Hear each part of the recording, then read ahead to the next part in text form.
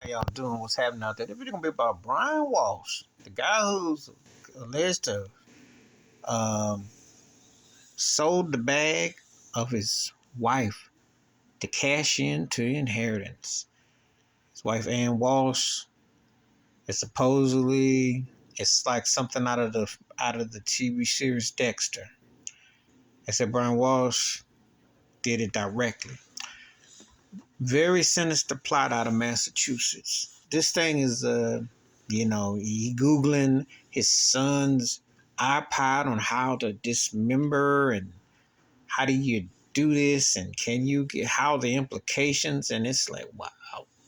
Now, of course, I'm not gonna lie. Every time I hear about stories like this, I look to see what the race is of the person because I'm thinking, let that be a white dude because usually it is, especially when it comes to the inheritance, you know, even though there are some situations where it's not always is the case. But anyway, uh, this cat looked deranged.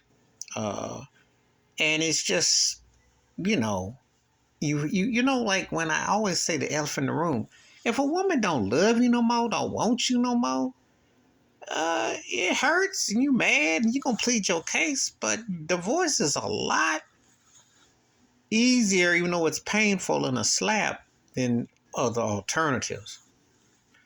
And dude, you're suburban white dude, how you gonna throw that and get mad because she gonna divorce you and think, well, if you off, that, well, get this bag. It's like, no, no, no. And so this thing is just crazy already. There's always, I remember with Scott Peterson 20 years ago, and then that former cop Drew Peterson, and it's always somebody, and usually white cats, be having these schemes where they're gonna do this or do that, and then think, okay, we'll get paid. Like no one's gonna notice, especially in this day and time when you got DNA over everything. They say like back in the day when you could probably get away with something for 20, 30 years. Now they always find this stuff. Now that don't, again, white privilege works in your favor because that cat in Idaho with those college students, he got away for a moment. So or that situation in Utah with that couple. So, you get away with it for a moment, but this ain't like back in the day where you just running roughshod for years on end. And then, they catch you 20, 30 years later. They catch them a lot quicker with this whole technology and everything they got out. But this cat here, this Brian Walsh cat, he just on some, sick, just twisted. And he was actually going to Google and asking how you find bags and how you can do this. And then I'm like,